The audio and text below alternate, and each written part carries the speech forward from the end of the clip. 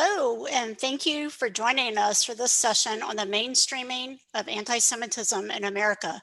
My name is Michelle Bombette-Minch, and I'm your moderator for this session.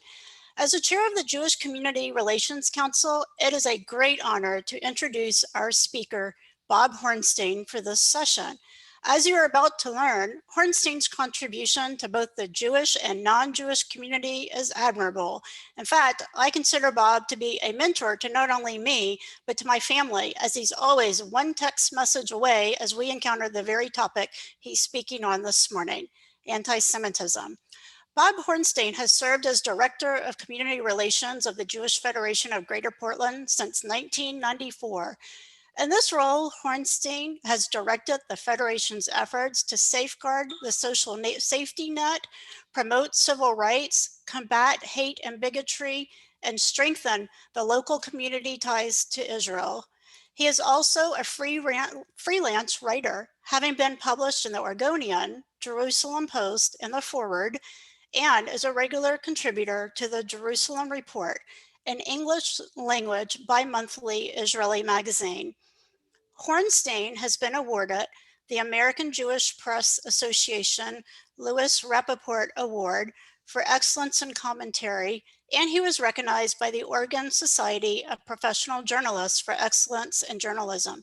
He is a frequent speaker at local synagogues, churches, and schools, and has lectured, among other places, in Juneau, Alaska, Springfield, Illinois, Vancouver, BC, and at the University of Oregon and Oregon State University. Horenstein earned a master's degree in political science, specializing in Arab-Israeli politics from Portland State University in 1993. He is married to his wife, Doris, with whom he has a daughter and 2 sons. Now, a few housekeeping reminders before we get started. The session will be recorded.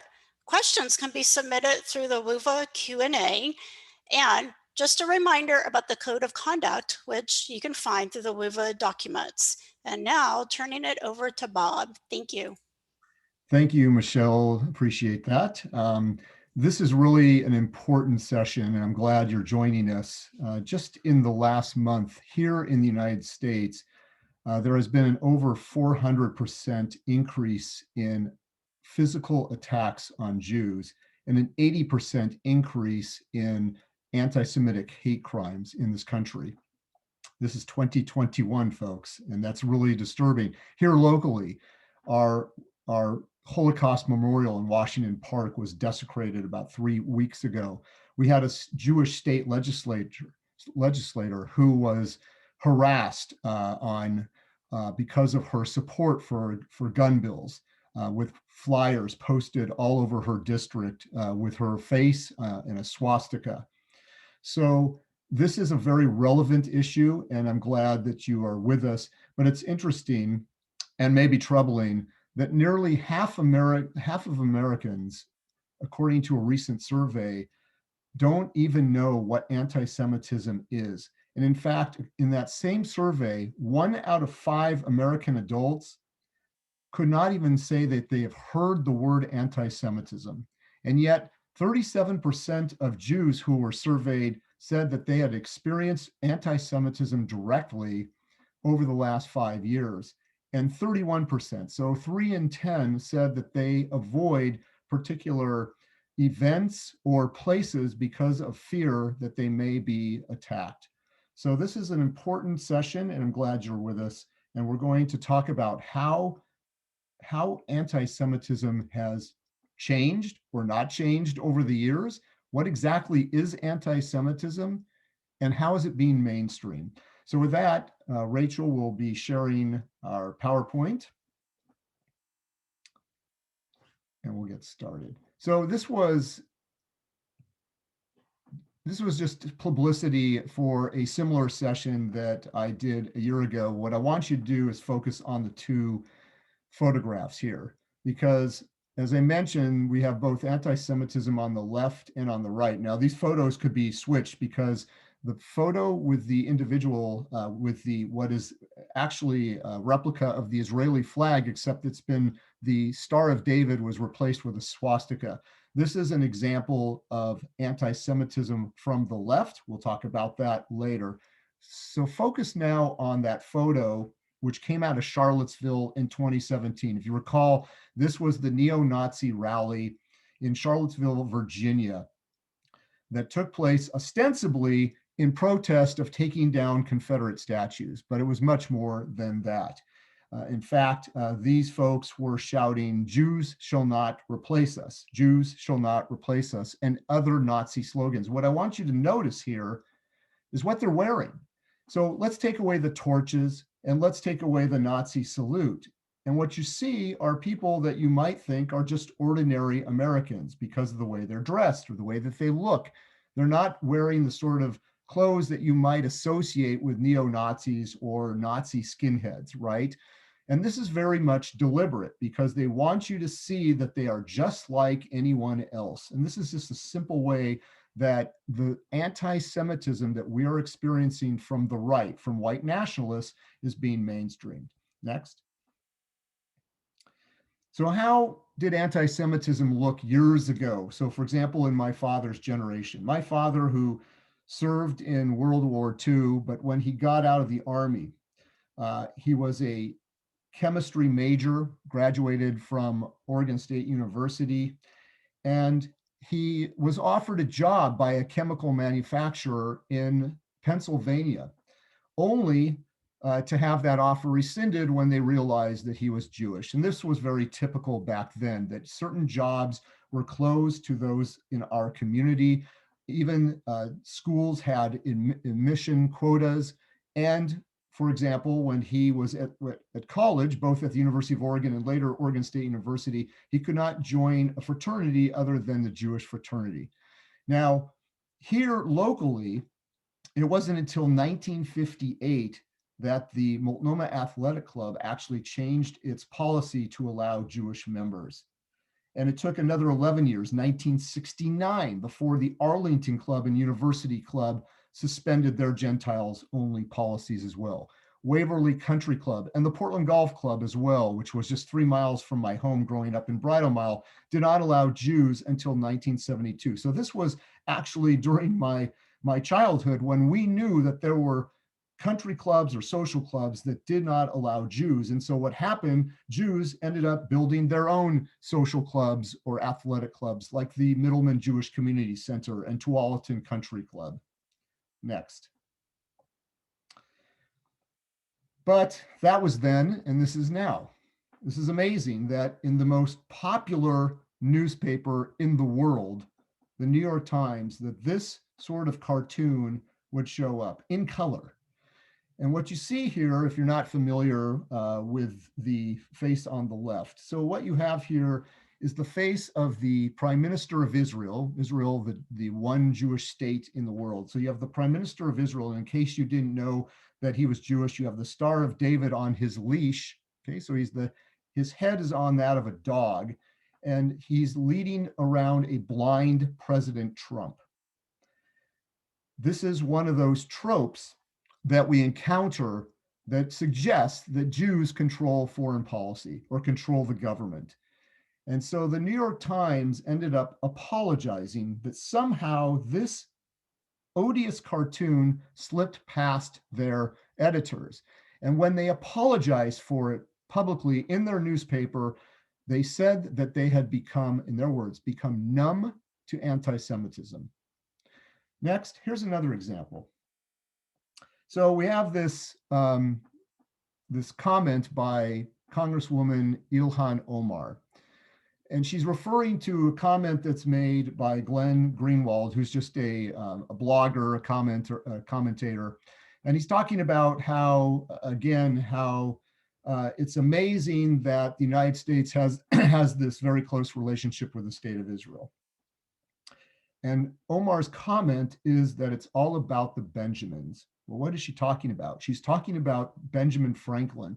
Benjamin Franklin on the $100 bill. In other words, it's all about Jewish money. And again, another anti-Semitic trope that Jews control the government, they control the media, and it's by means of their so-called power and money that they're able to do this.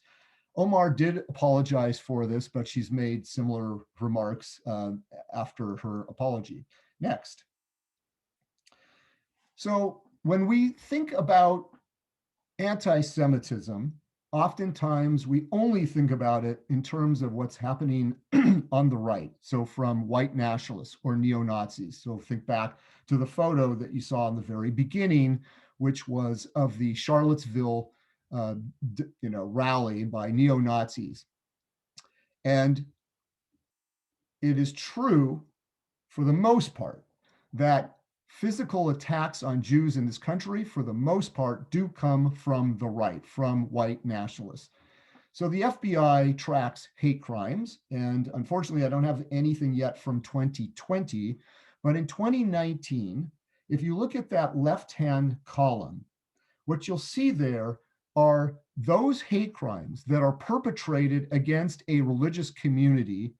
The majority, 60%, have been in 2019 were committed against Jewish individuals or Jewish institutions. And that's not an anomaly. That trend has been going on now for several years, and the percentage has been going up and up and up. Next. So when we talk about anti-Semitism from the right and from white nationalists, what do we think about? Well, in 2018, as you can see, there was an upsurge in assaults on Jews, and the most tragic and most disturbing of those was what happened back in Pittsburgh. The Tree of Life Synagogue on a Saturday, which is our Sabbath, where 11 peaceful worshipers were murdered by a white supremacist.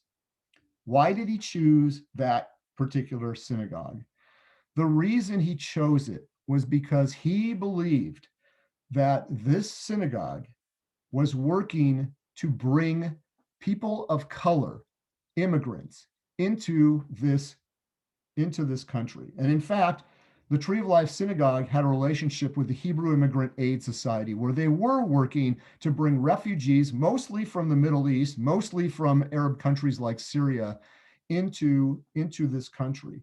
And for this individual, this murderer, he believed that this was another example of Jews orchestrating a threat to the ideal of a white ethno-state in America.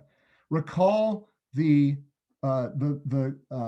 rhetoric by President Trump when he talked about caravans of migrants coming from south of our border into our country, flooding our country.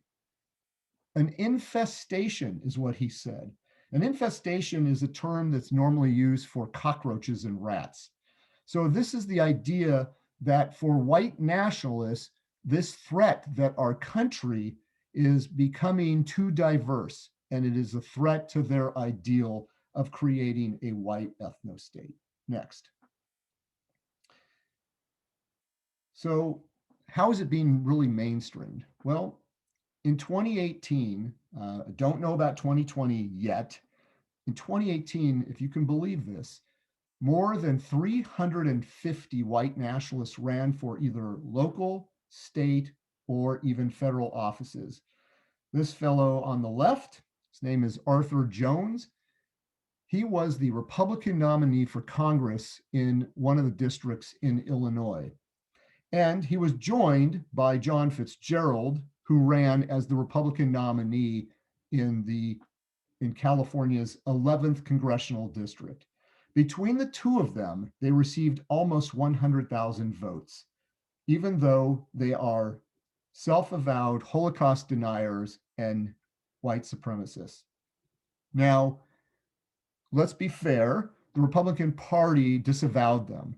However, the fact that they got 100,000 votes, and even if people just simply, who are Republican voted for the candidate with the R next to them, let's assume that several thousand people knew about these two, they still voted for them. That's appalling, and it's very frightening. Now, we also know just recently in the 2020 election, Marjorie Taylor Greene, who is a QAnon supporter and believer, and who also at one point argued before her city's council that they should have, that it would be acceptable to have a statue of Hitler as a historical monument. She won her district overwhelmingly by almost 3/4 of the vote. And of course, now she's been extremely controversial, most recently comparing the requirement requirement to get a vaccine with Nazis sending Jews to the gas chambers. Next. So you probably haven't heard of True News, or maybe you have. True News is a media streaming platform that the Trump White House provided press credentials to. Now, when we talk about press credentials, these are the same press credentials that the White House would give to Fox News, CNN, MSNBC, NBC, and so on. So who is True News? True News is run by a Florida pastor by the name of Rick Wiles. Next. Rick Wiles, this is what he said.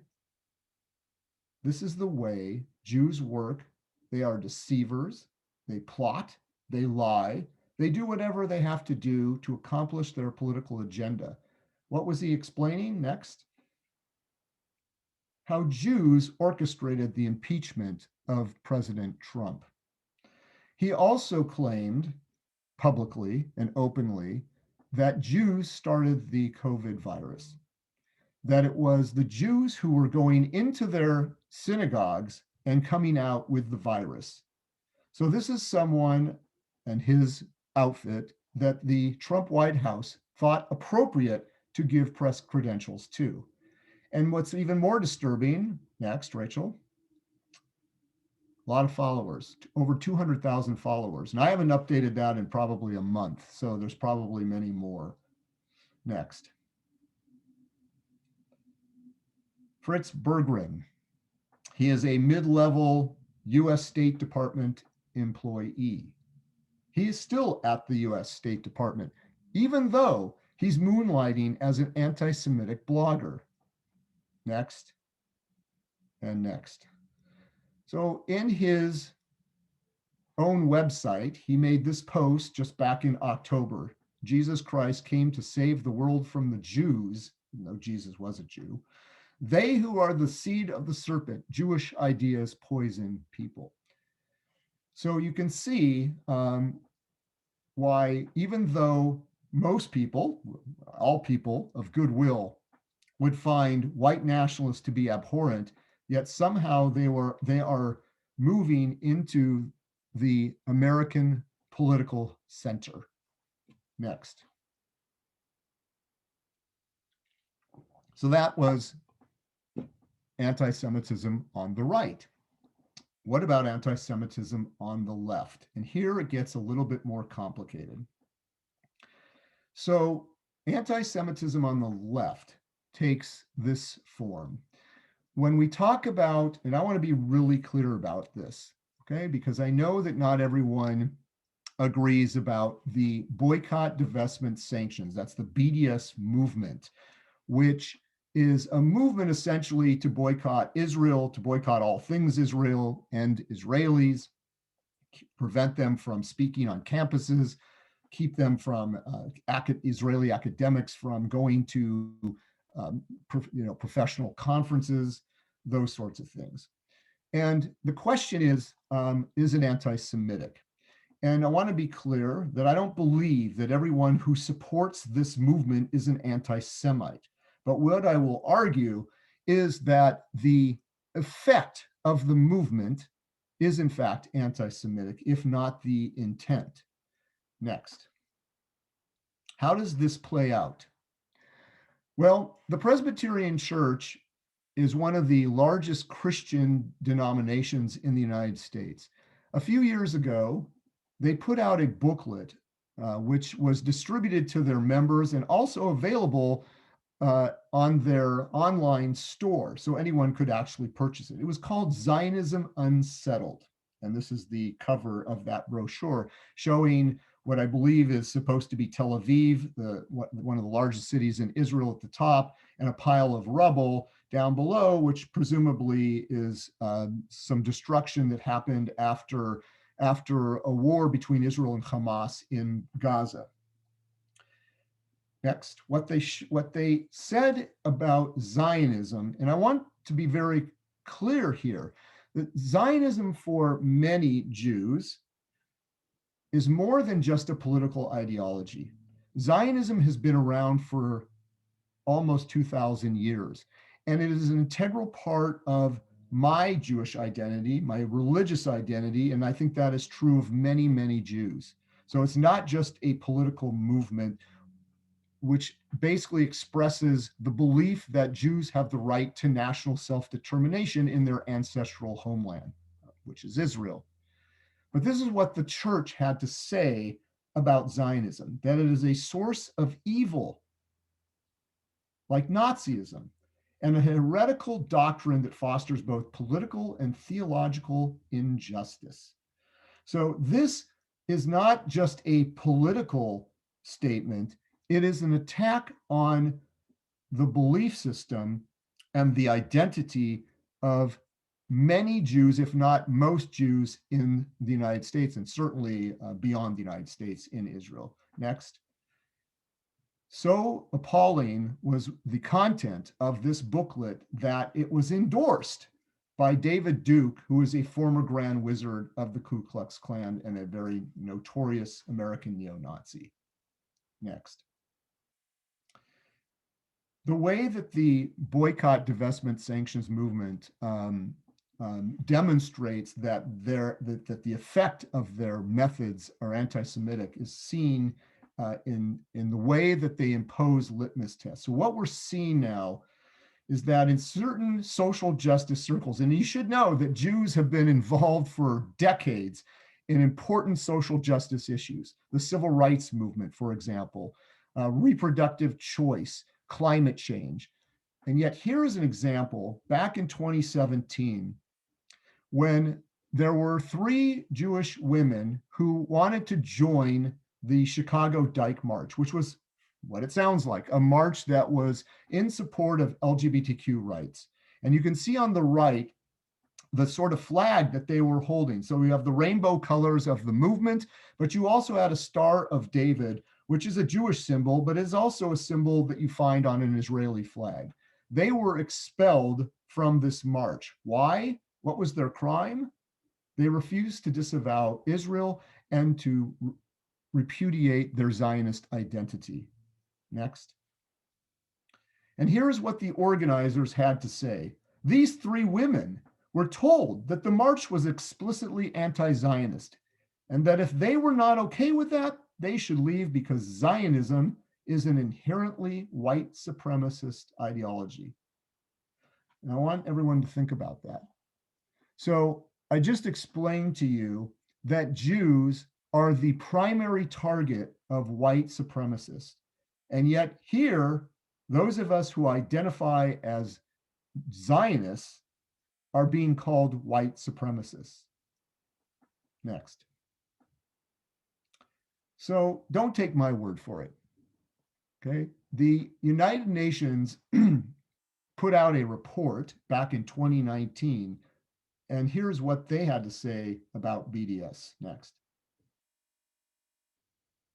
They noted how the objectives, activities, and effects of the BDS movement are, in their words, fundamentally anti-Semitic.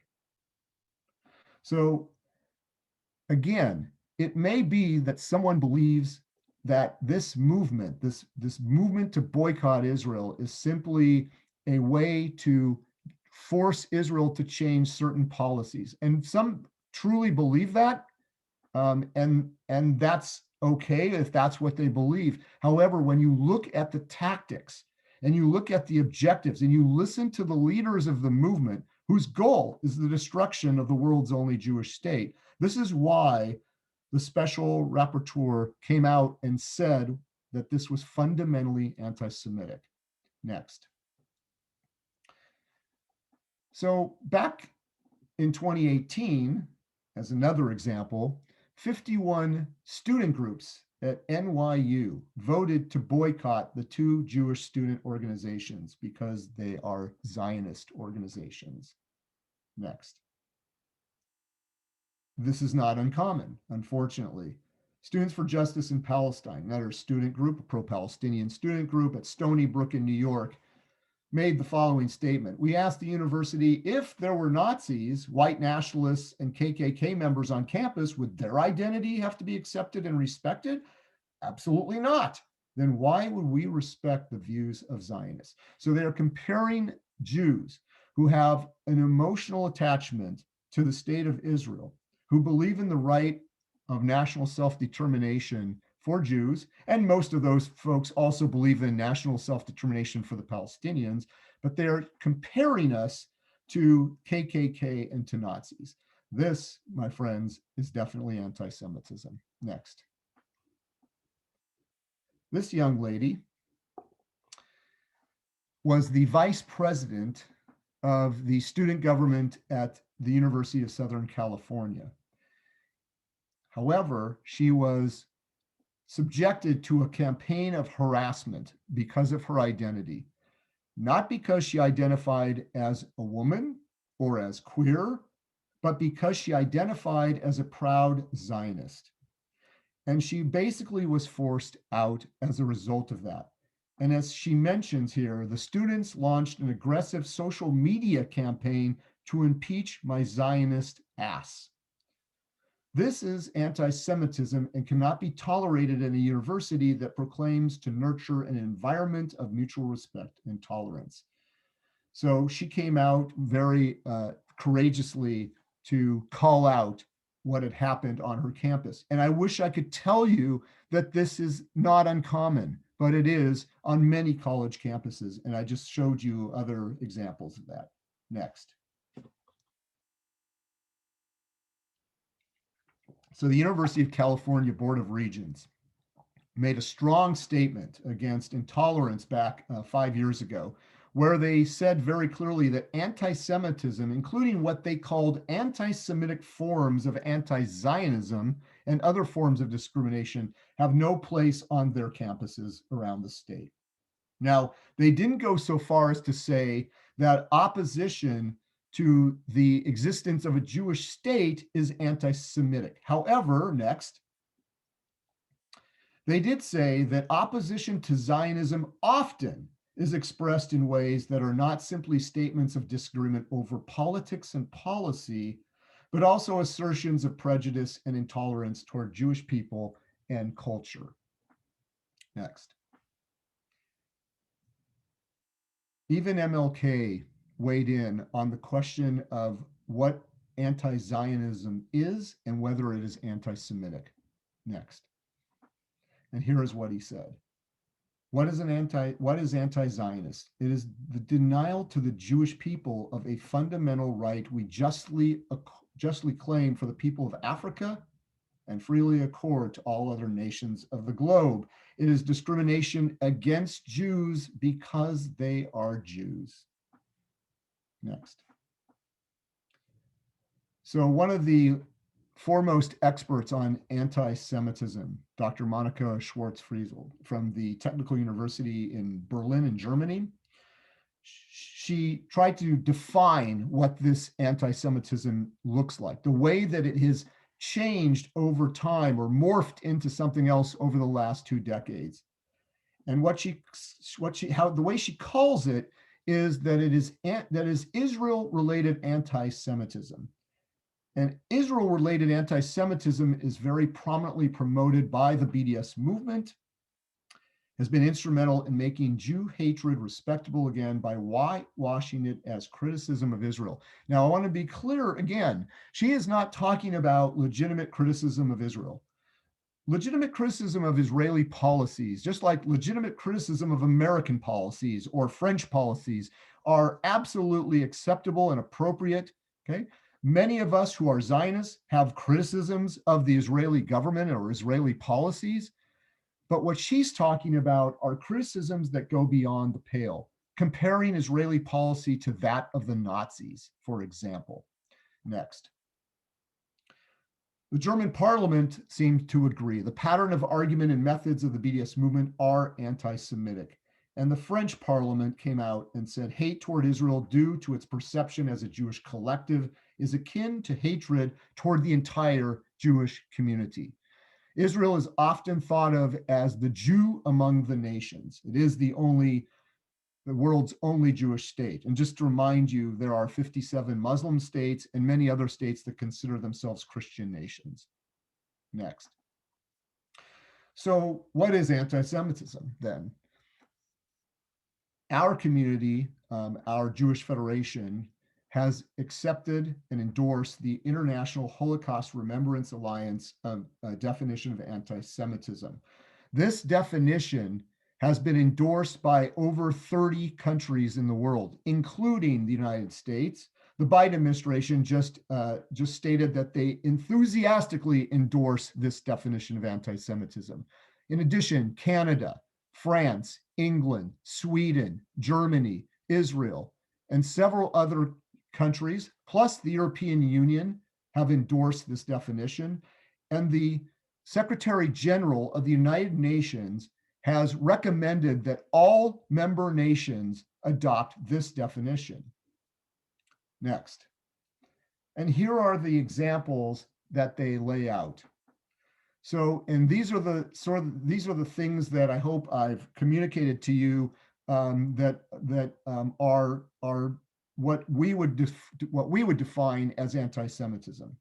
So, for example, Jews control the government, they control foreign policy, they control the media, they control Hollywood, they control the banking system.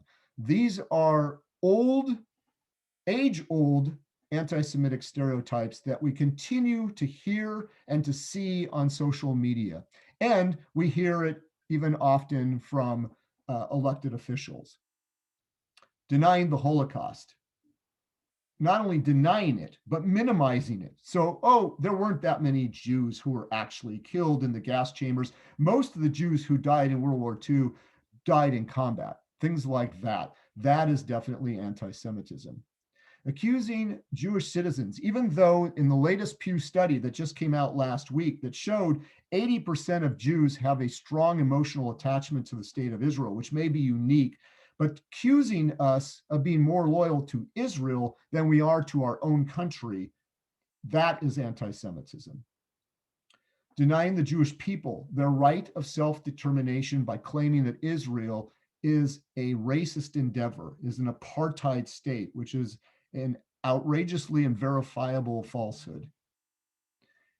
And then drawing comparisons of contemporary Israeli policy to that of the Nazis. These are the examples in this definition that have been endorsed by much of the world. It is the most internationally accepted definition of anti-Semitism. So with that, I will stop and I will be happy to entertain questions. Michelle will be feeding me those questions. Can you hear me? Yes. There we go. I was having trouble getting my video back on. All right. Thank you, Bob. We do have some questions. I'm going to start with this one. Why do you think anti-Semitism gets short-shifted, so to speak, when discussions involve racism and bigotry? Why would anti-Semitism get left out of that discussion? That's a really good question.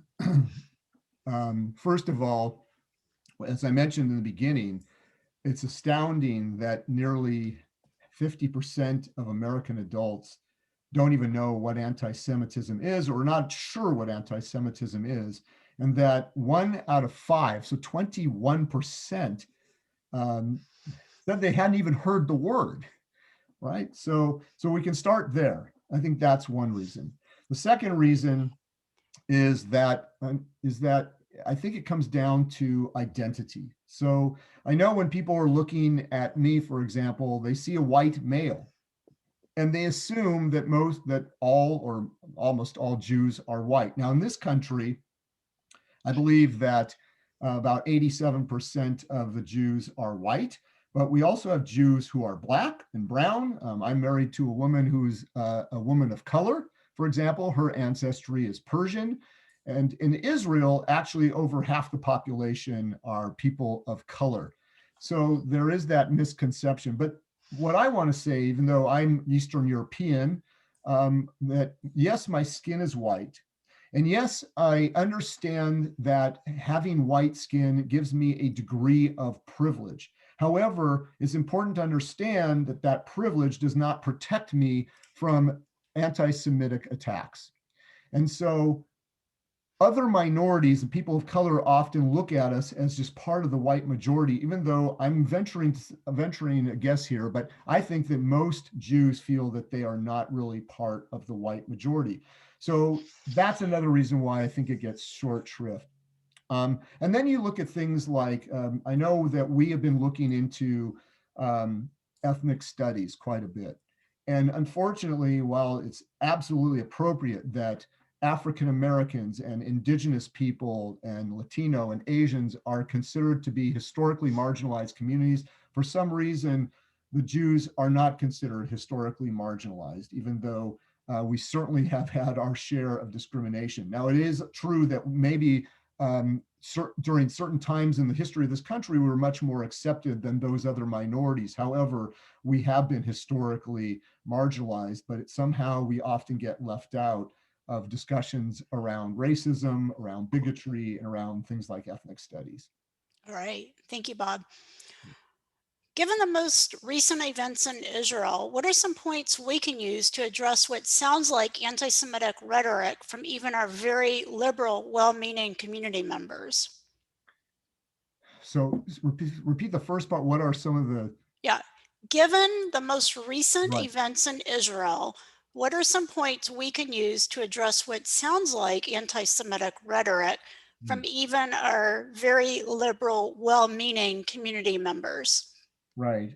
I think that I think it's really important to first of all to let people know that that the majority of our community supports two states for two people. Okay, and that we're not afraid to offer legitimate criticism of Israeli policies. So I think it's important that people understand where we're coming from. But on the other hand, it's important that others uh, know that we support the right of Israel to defend itself against a terrorist group that's embedded in the population in Gaza. So I think that we have to do our best to try to educate and inform and listen to different perspectives. But it's feels like an uphill battle, quite frankly, because what we see um, infographics on social media, posts that we see on Instagram or that our kids see on Instagram are very troubling because these memes are very simplistic, and they're the type of posts that seem to go around and circulate and overwhelm us. And I think that we just have to reach out and try to talk to those who will listen to us, who are open-minded, to explain why we think that some of these accusations go beyond the pale of legitimate criticism of Israel, but that hopefully they understand that by something that Bill De La Cruz said, that if we're just going to put out the strident type of posts on social media, it will not bring us any closer to some kind of peaceful resolution between our own communities here locally and also in the Middle East. All right. Thank you, Bob. Liberal and progressive friends are insisting I hold space for their political views about Israel, but they also insist they won't read anything that goes against their viewpoint, and that I need to pick up my whiteness, get on the right side of history, and connect with my heart. How can I respond to this as a progressive Ashkenazi Jew? Okay, well, how much time do we have? Look, 10 minutes left. I'm an Ashkenazi Jew, and I consider myself to be progressive in most of my politics. I think that if you are involved in some of the, we'll call progressive social justice circles, that hopefully you have some influence over the people that you are working with on other important social justice causes, and that you can sit down and talk to them and explain how you feel when you see some of what is clearly anti-Semitic, going again beyond the pale, not just legitimate criticism of Israel. I think we have to be honest, we have to be fair. So if we are, for example, opposed to Israeli settlement policy because we believe that it is undermining the prospects for a two-state solution, we should be able to say that and not be labeled as anti-Israel. But on the other hand, we should also be able to say that when you take an opposition to a policy and go well beyond and call for the elimination of the state of Israel, that we could have to be able to call that out as anti-Semitic and explain why it is hurtful and offensive. So hopefully, this is, believe me, I've been doing this for years, and it is a struggle and it is challenging, but there are those who will listen, who are influencers, who will be able to talk to others and try to explain our perspective if we can explain that to those folks. All right, thank you. You said you've been doing it for years. We know that's many, many years. So much here. All right, how can we come to acknowledge that criticisms of Israeli policy based on human rights and international law are not inherently anti-Semitic? Yeah, well, look, again, Israel is not perfect. No country is perfect, including ours. Just look at what we've been through over the last several years. So again, I'm just going to keep coming back to the definition that I pointed to, the International Holocaust Remembrance Alliance definition of anti-Semitism states very clearly that legitimate criticism of Israeli policy is not anti-Semitic. It makes that very clear. In other words, the type of criticism that you would have of any other country or any other government's policy, those are legitimate targets. But when it goes beyond that, okay, when it compares Israeli actions to the Nazis, which is so offensive to the memory of those who perished in the Holocaust, those types of things go way too far. So we have to sort of make that distinction. In addition, we also have to understand, because the question had referred to international law, that there is such a thing as structural anti-Semitism. So for example, the United Nations Human Rights Council, if all you do is look at the resolutions that come out of that council and say, why? 70% of them are discussing alleged violations by Israel. 70% of all the world's countries, that are involved in human rights violations, why are 70% targeting one state, the one Jewish state? That is structural anti-Semitism. So you can't just simply refer to UN resolutions, because there is a stacked deck against Israel that has been going on for years and years. And that is why we see so many resolutions against the state of Israel, even though Israel has certainly compared to other countries in the Middle East, but also compared to other democracies, has a fairly good record on human rights. So we know, for example, that the Arab citizens of Israel, while life is not ideal for them, they have more freedoms and more rights than any Arabs living anywhere in the Arab world. We know that the LGBTQ people have rights and are not persecuted in Israel as they are in other countries. So you have to look at the total picture here and understand that there is systemic anti-Semitism that is part of the international community, unfortunately. And you have to ask yourself why that is. Legitimate criticism, one thing, but looking at the structural anti-Semitism, we have to be honest about it and call it out. All right, thank you. We have quite a few more questions and only about 5 more minutes. 5 minutes left. All right. I see so many prominent social justice leaders resharing content that includes anti-Semitic tropes and blatant misinformation. Now I see that content going viral. How do we convince our peers that just because a leader shares information, it does not mean they have a depth of knowledge on the subject? It feels like my Jewish identity causes people to ignore anything I have to say. Yeah, this is really, really tough because, I was talking to a local rabbi who also has been looking at at social media over the past 2-3 weeks.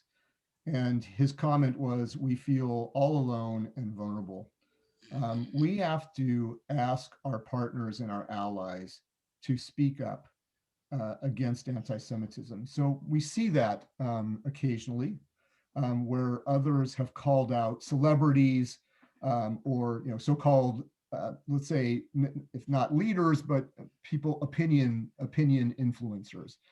We need these allies because here's the bottom line, folks. Hatred may start with Jews, but it will not end with Jews. Okay, we know that.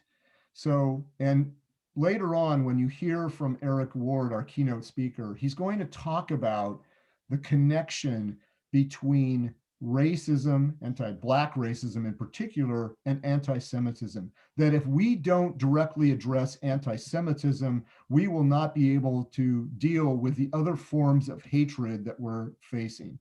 We have to be able to convince our partners that that is the case. And we need to get them to speak out against those sorts of viral posts that we see. Unfortunately, and I will say this, unfortunately, it feels like a lot of times that we're dealing with this on our own. And that makes me sad because we need friends. But we are seeing national celebrities, athletes, the NBA, some of the NBA teams just came out and made a call for these anti-Semitic attacks to stop, that they are unacceptable. So we've got to find those allies outside the Jewish community that will speak out and join us in this fight against hatred in all of its forms. Thank you. All right, we're down to 2 minutes. I'm trying to see if there's a question that you can answer within 2 minutes, and that's These are tough questions, by the way. What's that? These are tough questions. Yeah. All right, I'm going to ask you one that's probably makes for a much longer answer, but we'll go for it. Does creation of the Israeli state necessarily displace Palestinians? Well, I mean, that's really, to me, that's irrelevant to the conversation. So if someone wants to have a conversation with me offline about the history of the Israeli-Palestinian conflict, I'm happy to talk about that and what exactly happened from the late 1800s on. So do you have another question that's I do. relevant to? Okay, to the actual, all right. And my answer would be no, it doesn't, but we can talk. Okay. All right. I'm trying. A question about the growing threat of white nationalism. Yes. Let's see. Actually, why don't you just go ahead and speak to that? We have one, but let's just. Yeah, so I know I only have a very short time, so I'll try to make this quick. Why are we seeing it? And so number one, the internet. Okay, the internet and the number of hate platforms that are out there make it much easier for individuals to be recruited by white nationalist movements and to be radicalized. You can be, at home in the peace and quiet of your own home, and you're not under the spotlight. So it's easy to be recruited and to become radicalized. So but you have to go deeper than that. Because what's happening in society here in this country, Isabel Wilkerson in her book Caste really explains this very well. So basically, what we see, she talks about the white dominant caste and people of color as being in the lower caste. And within the dominant caste, you have non-college educated whites. And within that, there's a subgroup who are prone to, say, white nationalism. And it is those folks who, over the last several years, have seen the upward mobility of people of color, especially of African Americans, people who they consider to be racially inferior. And they are resentful. Here was an African American who was elected president, the highest office in the land, and yet they feel that they're being passed by. And so they resent it and they act out. And then, let's be honest here, then in 2015, 2016, we had a presidential candidate who was engaging with these sorts of white nationalists or alt-right groups and who was sending them dog whistles, so that they now could come out of the shadows of society and into the mainstream. And just recall what President Trump said about the neo-Nazis who were rallying, marching in Charlottesville, Virginia. He said that they were very fine people, very fine people. So in a way, he legitimated them. And so now, and then you have others who have come out, like Marjorie Taylor Greene, who's a QAnon believer, who has been elected to Congress. So more and more, we are seeing that these folks feel comfortable being out in the open and out in the mainstream. So that's a very simple explanation, because I know we don't have much time. Hopefully, Yeah. maybe with Eric Ward, we can get more into that question. All right. Well, in fact, we are out of time. Thank you so much, Bob, for enlightening all of us. There are several questions left in the Q&A. I apologize, we're out of time. Maybe we can respond to these folks directly or something of that sort.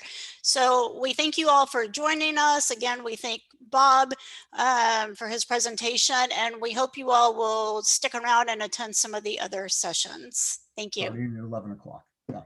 At 11, yes. Thank you. Thanks, everyone.